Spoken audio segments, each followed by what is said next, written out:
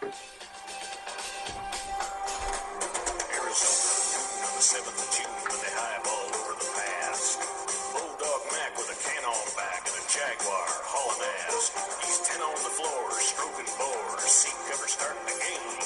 Now, Beaver, you were trucking with a rubber duck, and I'm about to pull a plug on your drain.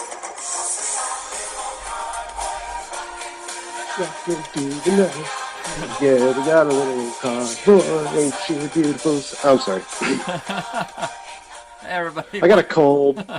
Everybody, welcome to Full Throttle Podcast. We're doing a special episode about trucking movies. We're not going to go into details about the trucks, like usually do with cars or other vehicles. We're just going to talk about trucking films. This is probably like the king of trucker films. Would you say? This is probably like the most well-known? Oh, yeah, definitely. I mean, if you talk nowadays, maybe Black Dog might jump in there. Which is like the only legitimate trucker movie made, I think, in the last... Well, no, there was a movie called Trucker, which is more drama than action. Most of the trucking movies that we've seen are like action-oriented. Not usually comedy or drama, just usually like straight up like, like the Blue Collar Man, Blue Collar versus the Man. Right. Yeah, and or horror films. Yeah. Oh, there's Joyride. I forgot. That's a trucking film, sort of. It's terrifying. Right. What was it? Big Band, not Rubber Ducky. What was it? But I remember it was like Rusty Nail, the Petunia, or something like that. But that one guy's in it, Tate Devine, the guy from Silence of the Lambs. But he's always talking like he burnt the roof of his mouth. Rusty Nail. Rusty. There's like 3 of those. I've never seen the sequels, but the first one's pretty solid. But that's a horror one. We could go on. There's a lot of horror, like truck. There's Maximum Overdrive. There's Duel, the Steven Spielberg one. Yes. I feel like there's a couple others like that where they go up against trucks or like evil cars. There's the movie The Car with James Brolin. But let's talk about like the action ones. You might know this better than I do because I didn't really watch this kind of stuff as a kid. I usually only watched it if you were watching it. Like I went to your house or we saw it on like, CMT or something like that. Or back when there was a TNN. Do you remember TNN before it became Spike? Oh, yeah. Does that remember? Yeah, that's pretty much the only thing I'd ever seen was like Smokey and the Bandit. I didn't even know there was like a whole genre of trucker films. But you were a trucker. So you kind of probably saw like all sorts of weird collections at, the truck stops. Yeah, I didn't really buy into too much of that because I spent too much money on other crap. But Doritos, Mountain Dew to keep me up. The only thing I had to watch movies on was a laptop, and it was from like 19, good knows, when laptops were dinosaurs. Yeah, anyway. They weighed a ton. They're all made of like that heavy plastic, and they probably couldn't even take DVDs. But pretty much. I don't know what the first trucker, like the legitimate trucker film is. I think Wages of Fear was a foreign film about trucking, which is... Have you ever seen Sorcerer with Roy Scheider, where he's a trucker? No, I don't think. It's weird. It's this movie where he is a mobster who screws up like some sort of bank heist, and the only way to get him out of the country is to make him go to like this, like Guatemala or something out of the middle of nowhere country. And the only way to get his passport, and the same thing for the 4 guys that are with him, is to do this extremely dangerous delivery of nitroglycerin across like the craziest bridges you've ever seen, most dangerous terrain. And if he delivers it without dying, of course, he gets his passport and he's allowed to live in this country so he can be safe from whatever he's running from. That movie is a remake, though, of Wages of Fear, which I think is from like the 40s, and it was a trucker film. But we're talking like more the modern era trucker film. And I want to say it was White Line Fever, but I could be way off on this one. White Line Fever was, I just watched it a few days ago again, but it wasn't that one. It wasn't the first? Do you remember one that was before that? Wait, okay, did I miss something? Apparently. I was talking like the first trucker films. I thought White Line Fever was like the first, like, maybe there was some like low budget, like drive-in, grindhouse kind of trucker film, but this seemed like the first like legitimate trucker film. It does make sense. Oh, let's see. Is it that one? Convoy says. Convoy was 78. One of those first movies. Yeah, 75 was White Line Fever. First trucker movies. That's the first one I can think of, honestly. There's Of course, probably I was born the next year. Yeah, there's probably another one out there or two, but this is the first one I think that really made an impression. This was a big hit at the time, though completely forgotten for decades. In fact, it didn't get released on DVD until its anniversary, which is just a couple years ago. Now you can find it like everywhere for like, in the $5 bin. It's a great film. It's a good print. I wish there had been some special features, but you got to remember that Jonathan Kaplan, I think, is retired or maybe has gone on. Jan Michael Vincent is damaged. He had so many car accidents, and drinking has just damaged his memory. And I think he got K-Lens, and that's about it. Yeah. Well, you say Slim Pickens is what? I'm pretty. Slim Pickens has to be dead by now, or he's like 112. What in the wide world of sports is going on in here? Right? No, I think Jonathan Kaplan, he was the director of this, and he did some noteworthy stuff throughout the 70s and 80s. I think he passed on. But this was like a really big hit for Columbia Pictures, and it was right when Jan Michael Vincent had come off of The Mechanic with Charles Bronson, so he's kind of a hot item. And sadly, after this, it didn't go that well for him. Big Wednesday is a great movie about surfing and growing up in the 60s. He's in that with Gary Busey and William Catt. After that, nothing really until Airwolf. He's one of those guys that could have been a contender, but he just couldn't control his rage and his drinking. Yeah, it's sad. Yeah. What about Martin Cove? Did he do a whole lot other than Karate Kid? Well, we know him from the Rambo movies, Cagney and Lacey, but there is a sci-fi show that you and I talked about for years, and I'm still not 100% certain that we're talking about the same show, but Hard Time on Planet Earth? Yeah. Because I think I've seen it. I think you were telling me about a TV show where a guy had come to Earth, and he had like this little orb cursor kind of thing following him around, telling him, what to do on Earth. Now, we thought it was Automan for a long time, but it turns out after watching a clip that you were pretty sure it was Hard Time on Planet Earth. I have no idea, man. But I think, I slept since then, and I don't remember a whole lot from when I was a kid, unfortunately. Yeah. What's going on there? I remember everything, and the problem with that is I get sucked up in nostalgia sometimes. Where have I been? See, my sisters both...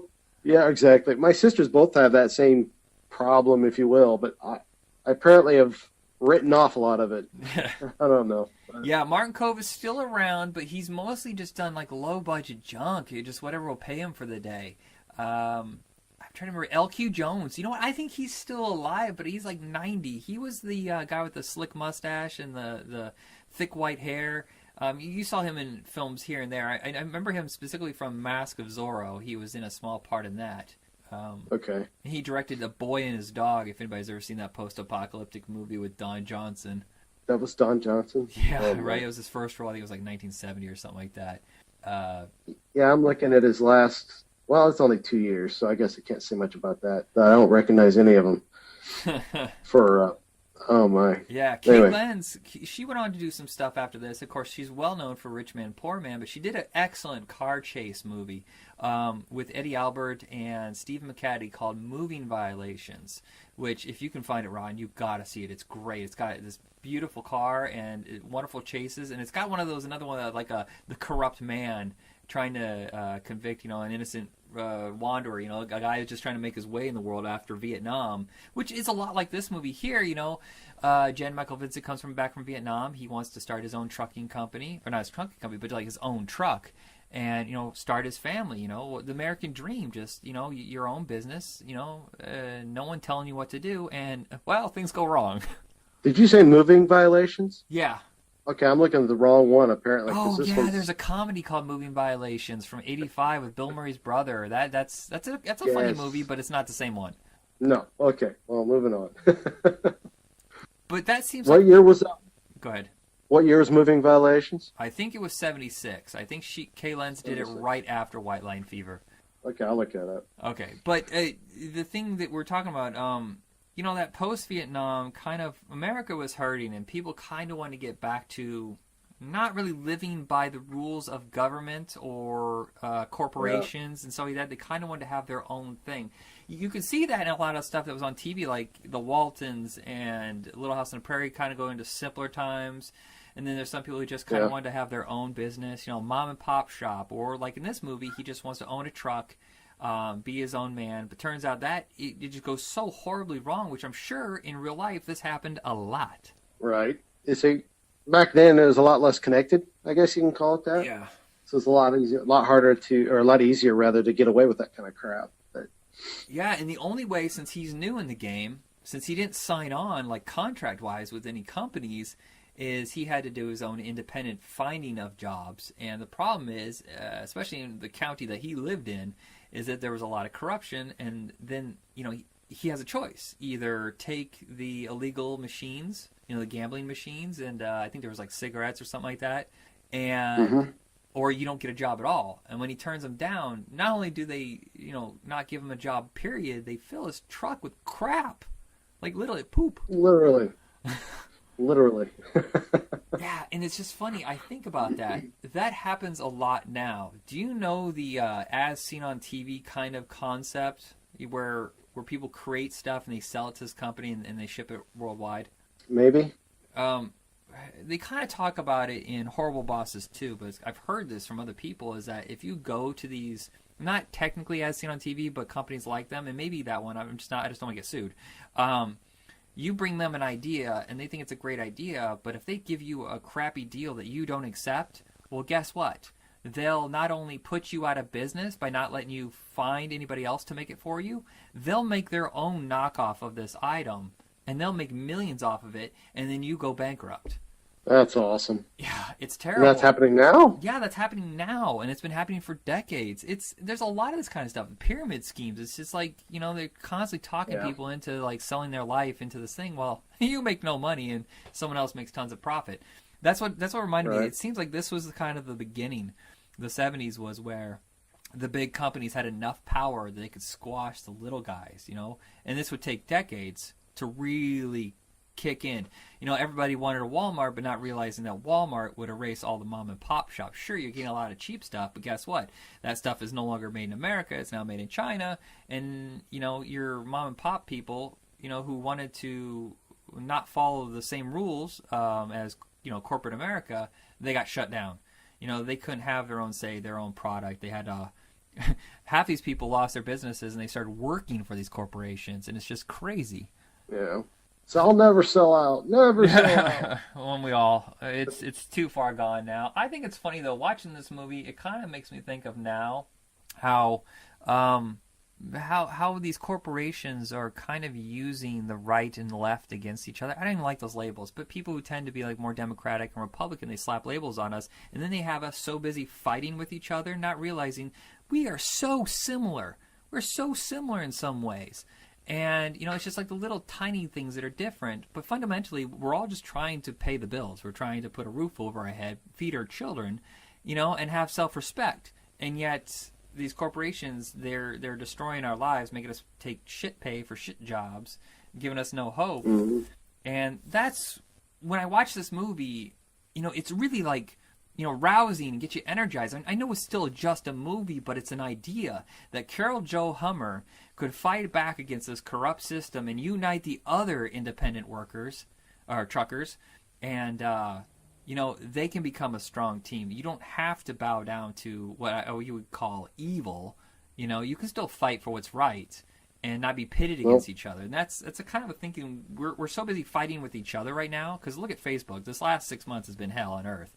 It's a lot of fighting, but we're not focusing on the real problem, And that's what you watch this movie and you start thinking about that. Like, you and I, we grew up in Indiana, and there's a strong mixture of both, right and left. People who are progressive and conservative. We're really not that different people. And then you got that mixture of people who are just plain crazy. Yeah. There's a gentleman who wanted to buy a phone the other day, but he's like, did anybody look at the numbers on this? I'm like, what do you mean, like the phone number? He goes, no, the serial number. I go, no, why? And he goes, you're sure no one looked at the serial number on this? I go, no, why? And he goes, well, they've been tracking me. The last one I bought, they found me and they tracked me and they've been calling me and harassing me. I'm like, who are you talking about? Like, this is what's going on. There's so many crazy people out there. It's like, do you think aliens from another planet are hunting you down, or the government's hunting you down based on a serial number? I don't think they care who you are. Yeah, I love YouTube, and we live by it, but unfortunately, it makes it too easy for a lot of the people out there to get misinformed, and yeah, it all comes down to who does the best production quality to make you believe it more. And Right. Well, you and I were talking about this during the Dukes of Hazzard episode we did in the very beginning. Now, of course, things have changed the last couple of years, but the Confederate flag during the 70s and 80s was kind of a rebellion symbol against corrupt government, corrupt cops, corrupt corporations. And then that went kind of crazy last year, and then it switched to something else. And then all of a sudden, I kid you not, I'm starting to see on college campuses like these posts where people are trying to recruit for the new Nazis? Neo-Nazis? Yeah. Is this what we fought in World War II for? I mean, just it's nuts. I mean, and I think people need to watch these trucker films to realize, ignore all of that crap. You know, just fight for your fellow man. You know, I'm not that religious anymore, but there's something to be learned from the teachings of Jesus. You know, I mean, even if he was real, if he wasn't real, that's not the argument. The point was, you stand up for your fellow man, you give him your hand, you lift him up. You know, and when you're down, they lift you up. Right? Right. Say something nice. Stop being such a troll. The online gave like this whole world of people who were able to, like, just say the worst things possible because they don't have to look the person face to face. Wasn't it the red badge of courage? Not the red. That's a bad analogy. A badge of courage. Let's call it a badge of courage. Called the badge of courage called the forum chat room. Yeah, it's weird. And people say things they would never have said in person. No, and if their family knew they said these kind of things, holy schmolies. Right, and it's like, you know, good or bad. It's just there's a reason why you wouldn't say it in person. You know, it's because there's probably something wrong with what you're saying. Actually, or how you're saying, at least how you're saying it. Let's say this. If you're watching a movie and what you do and what you say is actually what the villain usually says, you should probably stop and go look at the hero. You don't want to be the guy who's not Indiana Jones in Raiders of the Lost Ark. Everybody was like, no, seriously, what are you thinking? Don't be the guy that's swinging the sword around or the guy that's on top of the tank punching Indiana Jones. You're like, no, that's not the right person. When you watch Star Wars, Darth Vader's not the hero. No, and it's weird. That's funny and everything because those are the two, because they're the cooler looking ones. Yeah, but those are the more populars. We know they're the villains. And yeah, Boba Fett's awesome in a way, but also he's a villain. Right. No one watches Die Hard and goes, "Go Hans Gruber." Maybe he'll survive the fall this time. Anyway. Or they watch Convoy, which is our next movie in this discussion. No one roots for Ernest Borgnine, not because he's kind of the ugly one, because he's the corrupt, mean as crap one. I don't get his character, though. Am I missing something? I'm segueing already. Yeah. But, am I missing something? Because at the end, he's laughing. You know, it's weird. Like, I think what it is, and you find it in real life, you get caught up in stuff. In fact, I think a lot of people don't feel secure enough that they are a hero. They have to make a villain in order to make themselves a hero. You ever see that? Like, you see someone fighting with someone else, like this rivalry, and it goes on forever, and you're still like, really? This is what ticked it off? This thing between you two? This is why you hate each other?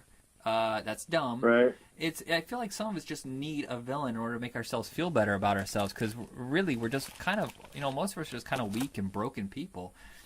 And instead of like destroying people, just kind of champion things, I think a lot of that, you see that back again to the forums. I mean, that you see a lot of that there. Somebody's always got to be, a hand up on someone else. Yeah, and there's got to be a name-calling thing. There's got to be a name-calling. Republic clowns and libtards. I see that all the time now, and I'm like, you just said the word tard. You realize, I still can't believe people use certain words as insults, and sometimes they say it to things that aren't even real. They'll call a computer gay, and I'm like, you what? That's a computer. Well, what is wrong with you? Dumb. Yeah, but Ernest Borgnine, what I think it is he gets so caught up in his anger towards truckers, because he sees truckers as outlaws and rebels. In his mind, he is like this, he's like the Wyatt Earp of his era. So therefore, the truckers must be the red, what do you call them? Red sashes? The one Tombstone. What do they call them? The cowboys? The cowboys. Yeah, and they probably saw themselves as heroes in some sort of twisted way, I think Ernest Borgnine saw that, and then when he finally gets to the end of the movie, after this crazy, crazy journey of, oh boy, what doesn't he do? he realizes that maybe A, he got caught up in what doesn't really matter kind of things, and two, he got beat fair and square. Chris Christopherson finally succeeded, and he just kind of left. He's like, well, what else can I do? Nothing. Well, yeah, I tell you the truth, I've seen that movie many times before, and I totally forgot this time around that he actually survived the end of the movie. Yeah. Does it say something about my age, or does it... Well, there is another movie like this, in a way, that he did with Keith Carradine and Lee Marvin called Emperor of the North, where he plays like this crazed conductor.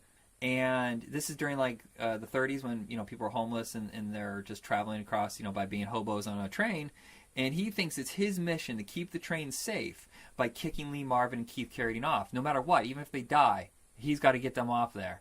And I think he does die at the end of that movie. And it kind of has the similar mentality. He kind of plays a similar character.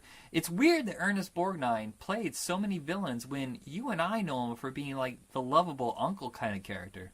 Right? Yeah, it's weird. I wonder if... He played a handful of movies where he's just a horrible villain. Was that back in the 70s, and then when the 80s rolled around, things kind of turned around for him? He got tired of it? He got heavier, and he was in his 60s by then. Airwolf definitely helped. I think by the time that came around, he was seen as like the big papa kind of character. Right? Yeah. Yeah, well. But in Convoy, he's a heck of a villain, a great adversary. And I really enjoy Chris Christopherson in this movie. It's weird that Sam Peckinpah, the director of this movie, was... When it came out, they said he was a sellout now. He gave up all his like great directorial skills and everything like that, and that Convoy was just a cheap studio sellout. And I'm like, I think it's my favorite one of his movies. So, I forgot what I was going to say. It's okay.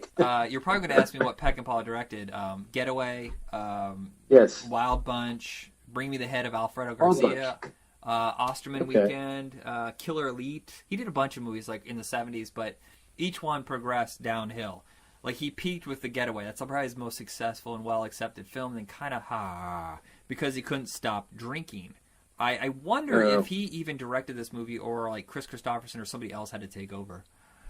I don't know. Did Chris Christopherson ever direct? Actually, or just... I thought he directed something, but I have to look that up. But maybe even in those, like, the producer could take over, or the cinematographer could take over. Somebody, that knows what they're doing. Right. The film is crazy level of entertaining. And of course, that song. That wonderful one-hit wonder. Actually, did C.W. McCall have any other hits? That's a good question. Let's look that up. Because in my world, the top 40 world, it's the only hit that he had. But I don't know what he did on the country charts. I don't know if you remember, like, songs. You had this on vinyl, didn't you? Yeah, my dad does. Yeah, so I thought. Because I thought you had it sitting around the house once when I first came over, and I was like, who's C.W. McCall? And you're like, you don't know the song Convoy? I was like, oh, yeah. Yeah, my dad, my stepdad, he had the C.W. McCall, I believe. Actually, you know what? I think I have a copy of it now on album. Nice. So, but yeah, oh, man. There won't be no country music. Old Home, Fill Her Up, and Keep On a Truckin' Cafe. I remember that one. But yeah, honestly, he's had a few hits. Probably the big hits back in the 70s with the CB, what have you, but the CB craze. But... Yeah. Speaking of that, there was Breaker Breaker with Chuck Norris, which we did not watch because, frankly, there's like 2 good Chuck Norris movies. And when I say good, I mean like watchable. Yeah, Code of Silence and Missing in Action, that's about it. Yeah, I'm sorry. Yeah. I did watch Walker, Texas Ranger for the longest time. But really? I didn't know that. I've never seen a single episode. I did. It's still not very much. Listen, I speak very well. It's not much different than any of the movies he's done, to be honest, as far as the quality. But for whatever reason, there's just something there that kept bringing me back. Huh. That's weird. Anyway. Yeah, Convoy. I might have been bored. Maybe. Well, you didn't have cable. And you didn't go to the video store like a fiend like I did. I got a movie like nearly every single day. I didn't do my homework, and I barely passed high school, but I always had a movie to watch. Oh, man. We made it. Yeah, We're still alive today, so I mean... Convoy is now out on a beautiful Blu-ray, which is good because there was a company called Cheesy Flicks. Somehow they got the rights to Convoy the movie, and they put out the worst DVD, no extras, terrible print. I don't know which version you have, but that Blu-ray has been beefed up. It looks great. Yeah, it was pretty good quality one I had.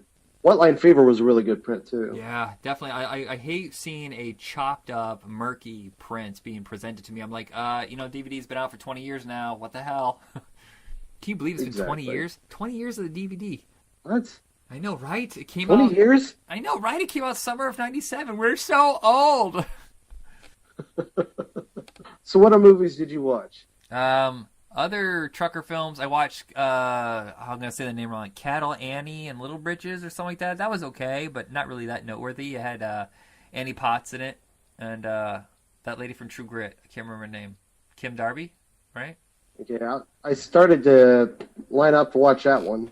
It's okay. It's didn't get around to it, but I watched Highballin'. Yo, yeah, Highballin'. That's the next one on our list. That is what's funny is how similar it is in its structure and look. As White Line Fever, except that it has a lot of Canadian, like snow and whatnot. It's like a northern trucker film. And a little bit of humor in there, because, Jerry Reed. Yeah. With Jerry Reed comes a little bit of humor, so. But it's funny, is I got Highballin' and White Line Fever confused for a minute because I forgot Jerry Reed gets killed, correct? Like halfway through the movie? In Highballin'? Yeah, this is the first one I watched, and this was like 3 months ago when we were playing this, and I didn't watch it again. But I'm pretty sure they kill him, which surprised me. Oh, man.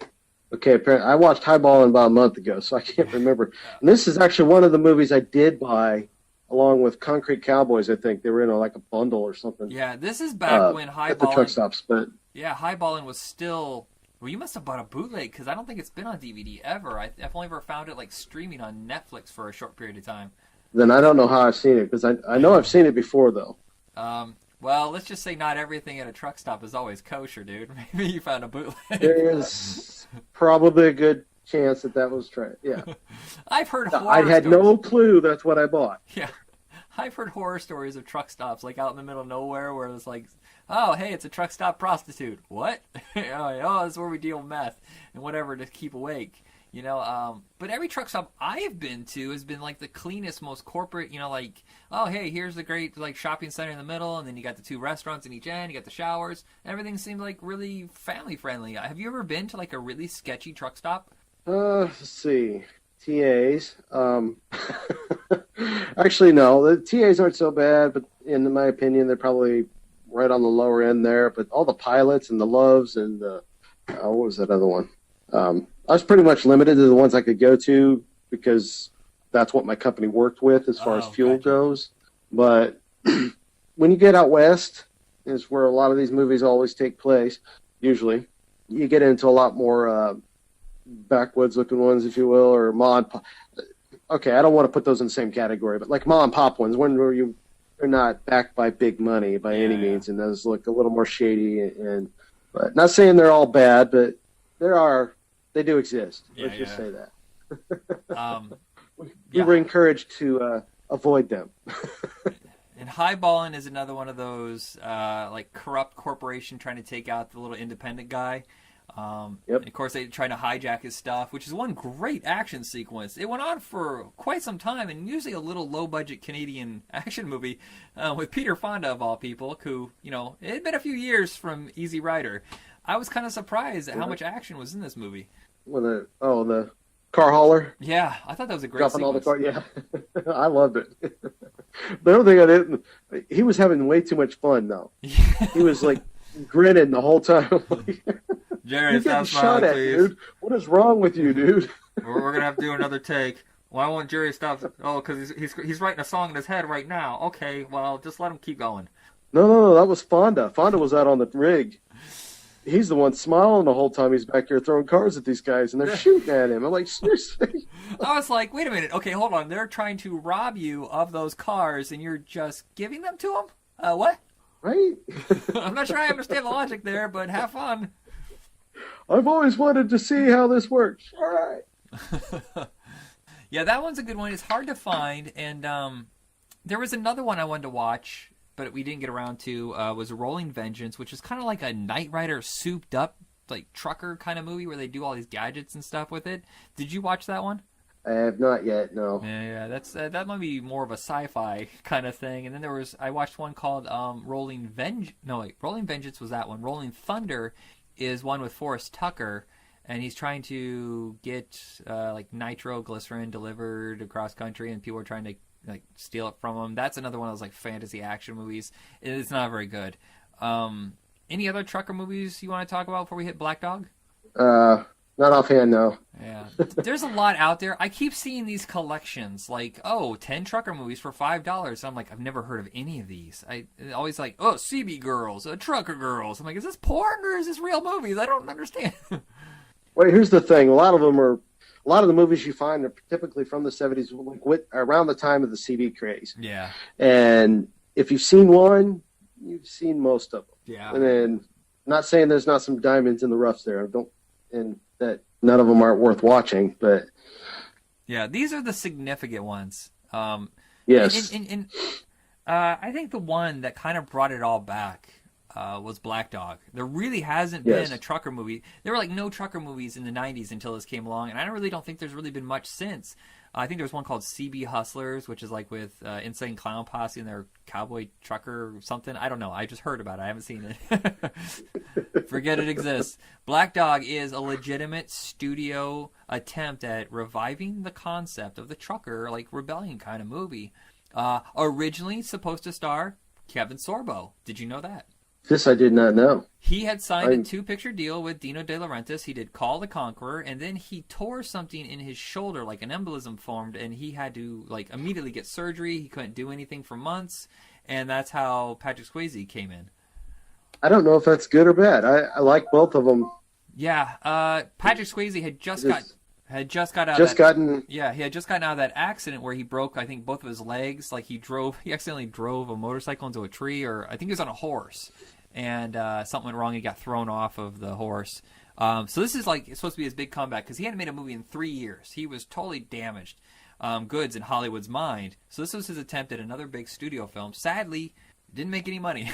No one cared about trucker films in 1988. I don't know why. They were going on. I think this is the first movie I saw. Oh, no, I can't say that. It's the second movie I ever saw Meatloaf in. Oh, yeah, because of Rocky Horror. Rocky Horror, yeah. He had done some movies here and there, but this is like I think the first time that his name was back above the title and his face on the poster. Country was hot right now. Right around 98, country was at its like breaking into the top 40. It was no longer in its own little genre. You got huge stars coming out. And Meatloaf had this huge comeback, so you got Randy Travis and Meatloaf as supporting characters. Meatloaf is terrible in this film. He's god-awful. He's chewing the scenery so much. I'm going to get you, Cruz! He's spouting off scripture the whole time. Like, oh, come on, man. Anyway. Like, what a hypocrite. Because clearly nothing he's doing is religious in any way whatsoever. Like what we were talking about earlier. Did you actually read it, or did you just overhear something? It's like you got the crib notes of the Bible and just took what you want from it. Exactly. Yeah. Exactly. The New Testament, I don't need any of that. I'm going to go with the Old Testament. You know what I call people who want all that wrath and rage of the Old Testament? I call them old testes. Wow. And I don't think you could technically call yourself a Christian if you ignore the new part, the teachings of Jesus, if you only go the rage that Meatloaf's character has. Right. Oh, people tend to do that route, tend to pick and choose what they want anyway. So, right. Yeah. Well, anger is an instant fulfilling kind of feeling, whereas giving and kindness usually takes work, emotional and physical work, in order to get to the place that is more New Testament. People want that, like, sacrificing and killing and wrath, there's one movie that just popped in my head that I think we covered it a little while back. Steel Cowboy? Oh my God, I forgot about that. That was pretty good, but I seem to have amnesia to it already. James Brolin and Rip Torn. Yes, that was actually a pretty good one, too. Yeah, but I can't remember a thing about it. It's there, though. BG and the Bear, obviously, was a good one. Oh, right. And, of course, Smokey and the Bandit. But everybody knows that one. Yeah. But anyway, going on. Patrick Swayze, just out of prison, back with his family after accidentally killing somebody. They call it the Black Dog. Is that a real thing, or is that made up for the movie? Have you ever heard that? They call him the Black Dog? No. You know how they talk about in the movie when you push yourself so hard beyond like a normal level where you should have stopped, and you see the black dog, and the black dog is like this cursed demon vision that you get when you're about to do something horrible, and it takes everything away from you. Everything you worked so hard for, it takes it all away, which, he was on the road too long, and he saw the black dog, and he accidentally hit a guy on the side of the road who was fixing his tire, and that's how he ended up in prison. Black dog syndrome. Let's see. Someone who listens to Led Zeppelin too much. Oh, no. This is let's see. It's a disputed phenomenon which black dogs are passed over for adoption in favor of lighter colored animals. I think that's a whole other area. Did we just go into weird dog racism? Trucking Tales, Legends, and Ghosts. Here we go. There we go. You know what? I'm not even going to go into that one. I'm sure it probably is in some realms, but yeah, that is either 4 pages long, or you just got into something weird like, oh, that's a dirty trucker tale. Ugh. No, it's 4 pages long, and it looks like a forum, and I'm not going to read through a bunch of idiots' opinions. Okay. Not idiots. I'm sorry. Let me take it back. A bunch of opinions that don't necessarily mesh. Yeah, conspiracy. And there may be some trolls in there. So. Maybe. So he gets out of prison. He gets his job, which he should not have taken. But he was under desperate circumstances, kind of like the way it was with White Line Fever, where they're putting him in these situations where he has to take things that he doesn't want to take. And of course, guess what? The truck is filled with dirty contraband, and the cops are after him. He doesn't know it. And Meatloaf wants to steal the stuff back, collect the insurance, and then kill off Patrick Swayze. Apparently, everybody just wants to kill Patrick Swayze in this movie, except Randy Travis. It makes you wonder about how he felt about that. Yeah. This is supposed to be my comeback tour, man. Come on. But I love the fact that he's a terrible country singer. Yeah, that was the best part ever. Like, come on, Randy Travis is one of my, all kidding aside, one of my favorite country music singers. When I heard him sing like that, I'm like, wow. What alternate universe is this? He had so much potential. He was in a couple really good movies around this time. I really like Frank and Jesse. Right. He's great in that. He's in a movie called Shooter with Michael Dudikoff, which I know sounds like a terrible movie. It's great, and he's good in it. He's in one with Oliver Gruner called, I want to say it's called Savage or something like that. He's good in that too. But I heard that he had a terrible stroke brought on by, I guess he started drinking a lot or something. They found him. He found him naked or something in a convenience store and wandering down the road, and then he had a heart attack. And what? How is this Randy? What? Well, yeah, Randy. He'd been struggling with alcohol for years prior as well. Oh, I didn't know that. Yeah. So I thought he had gotten it under control, and I think so, you know how it is when you're an alcoholic or an addict of any sort. It takes a lot of hard work to stay on that wagon. So. Yeah, no kidding. But I heard he's getting better. He was at a award show recently, and he was walking and able to talk again. So hopefully he can get back to normal and start recording again. Good deal. I'd like to hear that. Yeah, and sadly we lost Patrick Swayze. But this is this is the thing where he put on more muscle. He chopped off his hair because he's known for kind of the longer hair for a long time, and he looks lean and mean and just so focused in this film. Yeah, I see. Definitely not the Patrick Swayze we were left with. No. Well, I think if I remember correctly, of course he had that little spurt where he did a bunch of action movies. He did Red Dawn, he did Steel Dawn, he did Roadhouse, Next of Kin, highly underrated. You really should see this movie. It's great. Yes. Ben Stiller as a mafioso bad guy, kid you not, it actually works. I'm stunned. And then he did, of course, the masterpiece known as Point Break. And then they went and redid it. Why? I don't know. Terrible movie. Terrible. I watched the whole thing and I was like, great stunts. I don't care. I don't care about any of this. Keanu was in it, so I love Keanu in certain things, but no, Keanu isn't in the remake. No, he's in the original. Oh yeah, he's not the best part. Brody is the best part. Brody rules. Brody's the best part. Yes. But yeah, he went off to he wanted to be treated as a serious actor, which I think in most people's eyes they were, except for the critics. So then he went and did all those artistic films, and no one went and saw them, and then his career kind of bit the dust, and then here we are with Black Dog. Not a perfect film. No. The action sequences are fine. I think Meatloaf is terrible. The score is great. The direction is fine, but something dramatically the weight just isn't there. I think a lot of it has to do with the two characters that they're with. I can't remember their names, but you know the one that's a cop and one that's the goofy kid who says "perdiddle," which you and I loved that moment. When we heard "perdiddle," we're like, "Oh my god, someone else knows that." So he said "p-diddle." Didn't he say? No, that was another movie. You're right. No, I think he does say "perdiddle." Did we say "p-diddle" or "perdiddle"? We say "perdiddle," but okay. I thought it was this movie where he said "p-diddle," like he screwed it up. Anyway. Yeah, he doesn't know, man. He's a faker. But I think anyway, those two, I feel like kind of drag the movie down. I don't think they were necessary. Nope. They could have just made Randy Travis the cop and built from there. You know, we have Charles S. Dutton, of course, on the other side, the FBI side, and he's a great character actor too, who I don't see anymore. I lost that. Who? Oh, Charles Dutton. Okay, yeah, yes. And yes. The other thing I want to say is there is a chase sequence in this where they're on the convoy. Or what do you call it? Not convoy. That's not what I wanted to say at all. You know, when they're on the truck, you know, the biker guys, and I kept going, oh, Road Warrior. This feels like the end of Road Warrior. I don't know if that was kind of the inspiration. It's a really well-made action sequence, but yeah. I was like, this seems like the same exact setup. Well, you know, there's only so much you can do with a truck, I guess. Yeah. I don't know. It's not exactly the most mobile vehicle you can do. Yeah, there was something, though, that he did in it that I thought was interesting. You know, when he's talking about the other guy was going too fast, he's going to hit the curb wrong, and he kind of not spins out, but, you know, like it buckles and the truck, like, flips over. And I was like, oh, yeah, I guess that's something you would have to do as a trucker. Yeah. Be aware of every turn. I mean, were you scared being a trucker? Yeah. I was terrified of just, like, a normal truck.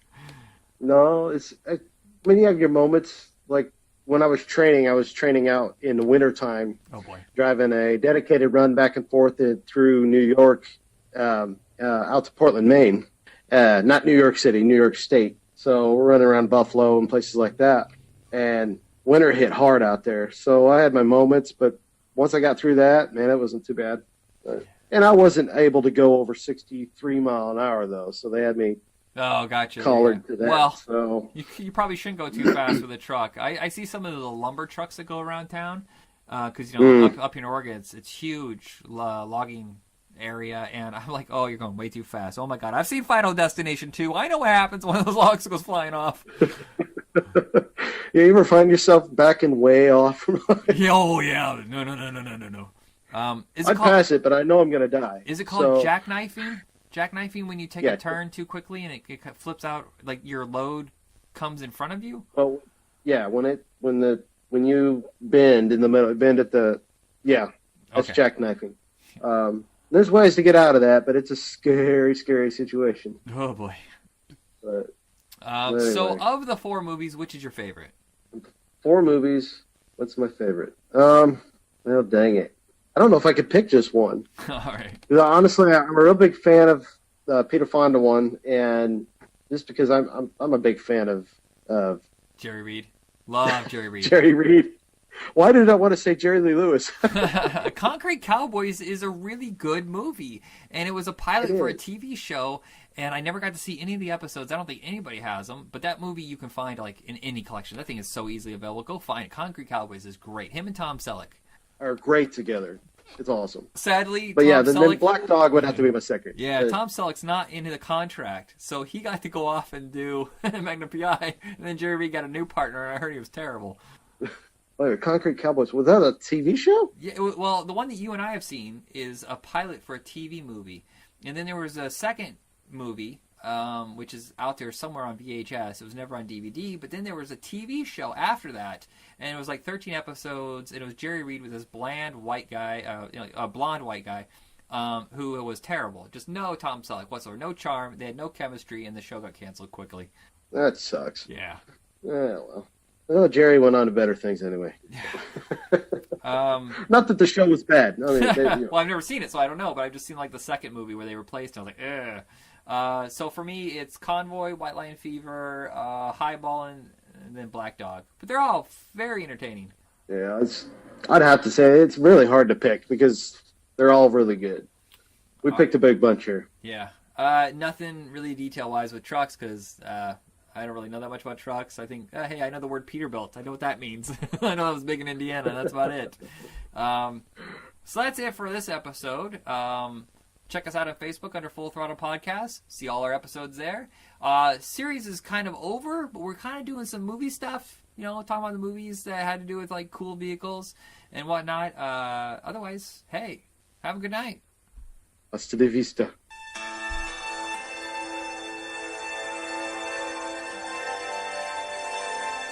Well, that's a sad way to end this episode. It's supposed to be the original score to Black Dog by George Clinton. Not that George Clinton. The different George Clinton. George Clinton? I know, right? It'd be all funky. Here we go. There we go. That's how you end an episode.